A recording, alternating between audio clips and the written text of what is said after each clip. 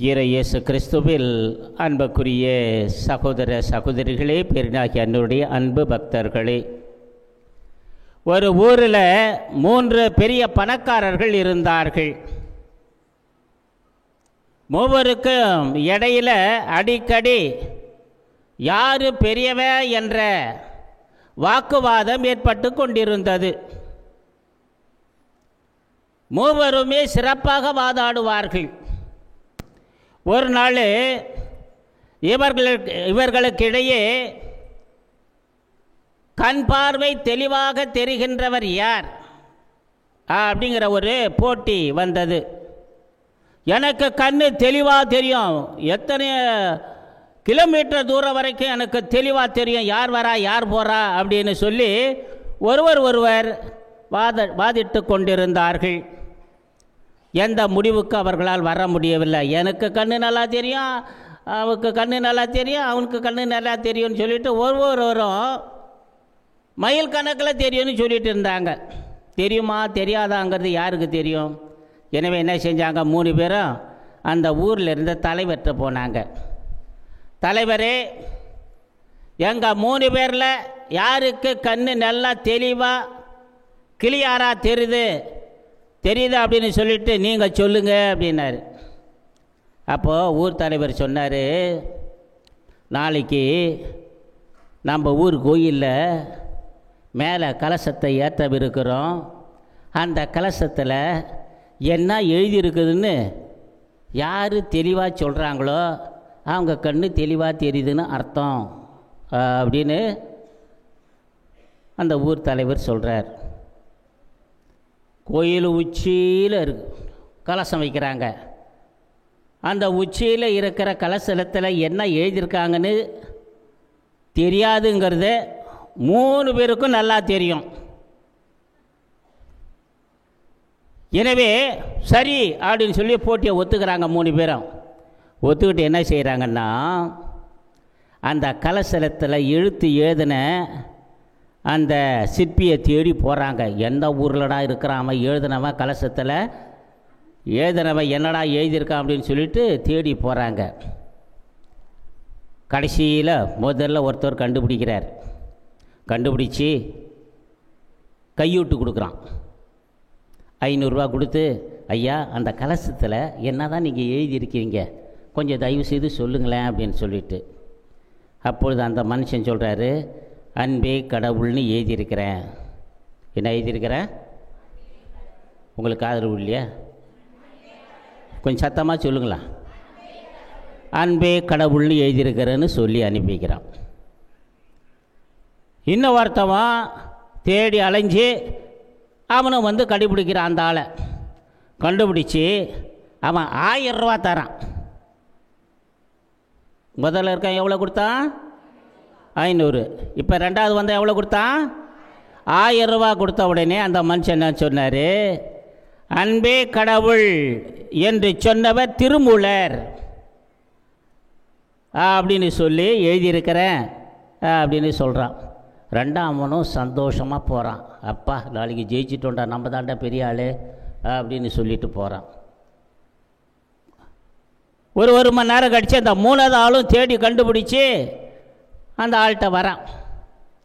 வந்து அந்த ஆள் அந்த சிற்பிகிட்ட சொல்கிறான், 1500 ரூபா நான் தரேன், 1500 ரூபா கொடுத்து அதில் என்ன தாங்க எழுதி வச்சுருக்கிறீங்க, அதை கொஞ்சம் தெளிவாக சொல்லிட்டிங்கன்னா நல்லா இருக்குமே அப்படிங்கிறான். அப்பொழுது அவர் சொல்கிறாரு, அன்பே கடவுள் என்று சொன்னவர் திருமூலர், உபயத்தார் அறிவழகன். வழக்கமாக எதாவது ஒன்று கொடுத்தவன என்ன செய்வான், உபயம் யார் செய்கிறாங்கன்னு எழுதுவாங்கள்ல, அதுபோல் உபயம் அறிவழகன்னு எழுதியிருக்கிறேன் அப்படின்னு சொல்கிறார். 3ஆவன் ஒரே சந்தோஷமாக போகிறானோ. மறுநாள் காலையில் எப்படா அப்படின்னு தூக்கமே வரல, புரண்டு படுக்கிறானோ. காலையில் விடிஞ்ச உடனே 3 பேரும் வரானோ ஊர் தலைவர்கிட்ட. வந்து நின்றுக்கிட்டு அங்கே ஊர் தலைவருடைய வீடும் கோயிலும் பக்கத்தில். முதலாம் அவன் சொல்கிறான், எனக்கு தெளிவாக தெரியுது மேலே இருக்கிற கலசத்தில் என்ன எழுதியிருக்குன்னு. அன்பே கடவுள்னு எழுதியிருக்குது அப்படின்னு முதலாம் அவன் சொல்கிறான். ரெண்டாம் அவன் என்ன சொல்கிறான், உனக்கு கண்ணு சரியாக தெரியலங்கிறது எனக்கு இப்பயே தெரிஞ்சு போச்சு,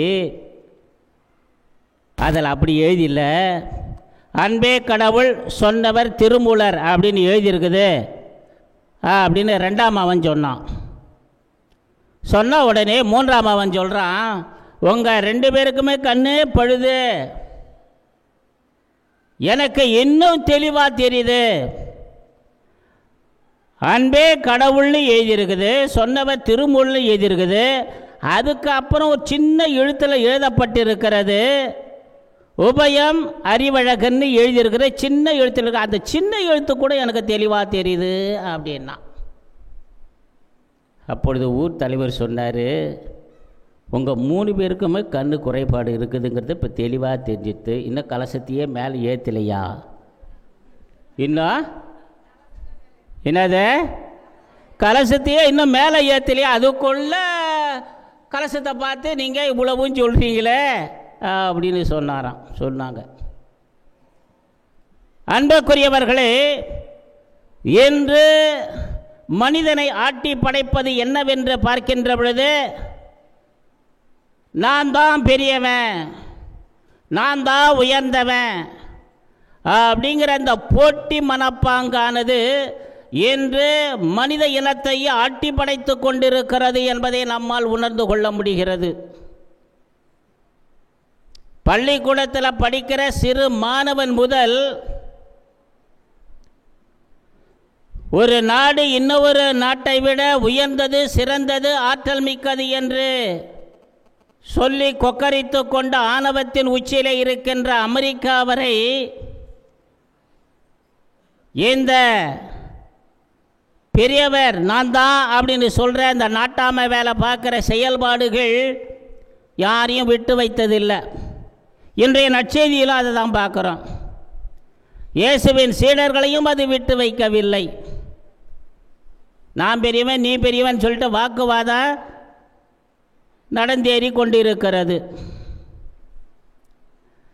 இந்த போட்டி மனப்பான்மை மனிதனை சீர்கேடுக்கு அழைத்து செல்லுகிறது என்பதனை இன்றைய வாசகத்தின் வழியாக இறைமகன் இயேசு நமக்கு எடுத்து சொல்லுகிறார். அன்புக்குரியவர்களே, இந்த போட்டி மனப்பாங்கு எங்கே இருக்கிறதோ அது என்ன செய்யுது அப்படின்னா நம்மை பொறாமை குணத்திற்கு அழைத்து செல்லுகிறது.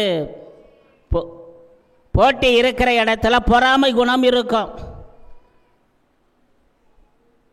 யாருக்கு போட்டி மனப்பான்மை இருக்கிறதோ அவர்கள் பொறாமை உள்ளம் கொண்டவர்களாக இருப்பார்கள். இந்த பொறாமையினால் அவர்கள் என்ன செய்வார்கள், தாங்கள் மற்றவர்களை நமக்கு போட்டியாக இருக்கிறவனை தொலைத்து கட்ட வேண்டும், அவனை செயலாற்ற விடாமல் தடுக்கின்ற ஒரு குணமானது அவர்களிடம் இருக்கும். அன்புக்குரியவர்களே, இதனைத்தான் இன்றைய முதல் வாசகத்தில் யாக்கோப்பு அழகாக சொல்லுகிறார். நம்முடைய வாழ்க்கையில் சீர்கேடுகளும் குழப்பங்களும் நிலவுவதற்கு காரணம் நம்மிடம் இருக்கின்ற பொறாமை என்ற குணம் அப்படின்னு சொல்லப்படுகிறது இன்றைய 2ஆம் வாசகத்தில். அதையும் தாண்டி நீதிமொழிகள் ஆகமத்தில் 27:4 அழகாக சொல்லப்படுகிறது. சீற்றத்தை விட சினத்தை விட கொடியது பொறாமை. சீற்றத்தை விட சினத்தை விட மிகவும் கொடியது பொறாமை என்று சொல்லப்படுகிறது. இன்றைய நிகழ்வு கலாச்சாரத்தை எடுத்துக்கொண்டோம் என்றால் போட்டி மனப்பாங்கு தான் அங்கு அடித்தளமாக இருக்கிறது. எந்த துறையாக எடுத்துக்கொண்டாலும், அது படிப்பாக எடுத்தாலும் சரி, கணினியாக எடுத்துக்கிட்டாலும் சரி, விளையாட்டாக எடுத்துக்கிட்டாலும் சரி, எதை எடுத்துக்கொண்டாலும் அங்கு போட்டி மனப்பாங்கு நிலவுவதை நம்மால் பார்க்க முடிகிறது. நான் வெற்றி பெறணும், அவ்வளோதான். என்ன வழியை தேர்ந்தெடுக்கிறோம் என்பது அங்கே முக்கியம் இல்லை, வெற்றி பெறணும். சரியான வழியில் தான் வெற்றி பெறுகின்றேனா கேள்விக்குறியாக இருக்கிறது. தவறான வழிகளை இன்றைய மனித உலகம் தேர்ந்தெடுத்து நான் எது வேணாலும் செய்யலாம், ஆனால் வெற்றி பெறணும், நான் எடுத்த காரியத்தில் வெற்றி பெறணும் அப்படிங்கிற ஒரு மனநிலையை இன்று மனித குலமானது வளர்த்து கொண்டு இருக்கிறது. அன்புக்குரியவர்களே, சில ஆண்டுகளுக்கு முன்னதாக பத்திரிகையில் படித்தேன். பாடகர் மைக்கேல் ஜாக்சன் அவர்கள் ஒரு மந்திரவாதிக்கு 75 லட்சம் கொடுத்தாராம். எவ்வளவு? 75 லட்சம் கொடுத்தாராம் ஒரு மந்திரவாதிக்கு. ஏண்டா அப்படின்னு பார்த்தோம் அப்படின்னா, ஹாலிவுட் இயக்குனர் அவரையும் அவரோடு சேர்ந்த டீம் 24 பேரையும் அழித்தொழிக்க வேண்டும். காரணம் என்ன? பொறாமை. ஹாலிவுடைய இயக்குனர் அவரை தொலைத்து கட்ட வேண்டும், அவர் எனக்கு போட்டியாக இருக்கிறான் அந்த மனுஷன் அப்படின்னு சொல்லி. இந்த போட்டி மனப்பாங்கும் பொறாமை எண்ணமும் மற்றவர்களை அடிக்குதோ இல்லையோ, பொறாமை எங்கே இருக்கிறதோ அது நம்மையே அடித்து விடும். அன்புக்குரியவர்கள், அது கேன்சர் வியாதி மாதிரி, நமக்கு தெரியாமலே அது நம்மை அடித்துழித்து விடும். எனவே போட்டி பொறாமை என்ற அந்த மனப்பாங்கிலிருந்து நாம் விடுதலை பெற வேண்டும் என்றால் மன்னக ஞானத்தை தேடக்கூடாது என்று 2ஆம் வாசகத்தில் மிக தெளிவாக சொல்லப்படுகிறது. மன்னக ஞானமானது போட்டியும் பொறாமையும் பழிவாங்குகின்ற எண்ணமும் சீர்கேடும் நிறைந்தது என்று சொல்லப்படுகிறது. விண்ணக ஞானமானது பொறுமையும் சாந்தமும் அமைதியும் விட்டு கொடுக்கின்ற மனப்பாங்கை கொண்டது என்று சொல்லப்படுகிறது. எனவே நாம் விண்ணக ஞானத்தை தேடுகின்றவர்களாக நாம் இவ்வுலகிலே வாழ கற்றுக்கொள்ள வேண்டும். 2ஆவதாக பார்க்கின்ற பொழுது இந்த போட்டி மனப்பாங்கு, இந்த பொறாமை ஆளுமையை சீர்கேட்டுக்கு உள்ளாக்குகிறது. இப்போ உதாரணம் எடுத்துங்க, ஒரு ஃபுட்பால் மேட்ச் நடக்குது. அந்த ஃபுட்பால் மேட்ச்சில் ஒருத்தன் வெற்றி பெறணும், ஒருத்தன் தோல்வி அடையணும் கண்டிப்பாக. அப்போ அந்த தோல்வி அடைகிற மனநிலை எப்படி இருக்கிறது என்று பார்க்கின்ற பொழுது தாழ்வு மனப்பான்மைக்கு அவன் உள்ளாக்கப்படுகிறான். அந்த தாழ்வு மனப்பான்மையினால் அவன் தனது உள்ளத்தில் என்ன விதைக்கிறான் அப்படின்னு பார்த்தோன்னா, ஐ ஆம் குட் ஃபார் நத்திங், நான் பிறந்ததே வேஸ்ட்டு, நான் எதை செய்தாலும் தோல்வி அடைகிறேன் அப்படிங்கிற ஒரு மனப்பாங்கினை அவன் உருவாக்கி கொள்ளுகிறான். நம்முடைய பிள்ளைகளையும் நாம் பார்த்துருக்கலாம். பரீட்சையில் ஃபெயில் ஆகிட்டே இருக்கிறான். 3 பாடம் 4 பாடம் 5 பாடம், காலாண்டிலையும் ஃபெயிலு, அரையாண்டிலும் ஃபெயிலு, முழு ஆண்டிலையும் ஃபெயிலு அப்படின்னா அவருடைய மனநிலை எப்படி இருக்கும் என்று உங்களுக்கு பெற்றோர்களாகி உங்களுக்கு நல்லாவே தெரியும். தொழிலையும் அதே தான். எல்லா துறைகளிலும் அவற்றை நம்மால் பார்க்க முடிகிறது. அன்புக்குரியவர்களே, அது ஆளுமையை சீரழித்து விடுகிறது, மனித ஆளுமையை. எனவே அன்புக்குரியவர்களே, நம்முடைய உலக வாழ்க்கையில் நாம் எப்படிப்பட்டவர்களாக வாழ வேண்டும் என்பதை இன்றைய வாசகங்கள் நமக்கு வெளிப்படுத்துகின்றன. போட்டி பொறாமை நிறைந்த உள்ளத்தை தவிர்த்து ஒருவர் மதிக்கின்ற, தாட்சியோடு ஒருவர் ஏற்றுக்கொள்ளுகின்ற மனநிலையை நாம் வளர்த்து கொள்ள வேண்டும். அத்தகைய ஒரு மேலான நிலைக்காக இன்றைய திருப்பலியிலே வல்ல தேவனிடம் ஜெபிப்போம். சிறப்பான விதத்திலே என்னுடைய பிள்ளைகளாகிய நாம் மற்றவர்களுக்கு தொண்டு செய்கின்ற, மற்றவர்களுக்கு உதவுகின்ற, தாராள உள்ளத்தோடு உதவுகின்ற நல்ல மனப்பாங்கினையும் கேட்டு இன்றைய திருப்பலியிலே ஜெபிப்போம். இறைவன் நம் ஒவ்வொருவரையும் நிறைவாக ஆசீர்வதிப்பாராக. ஆமேன்.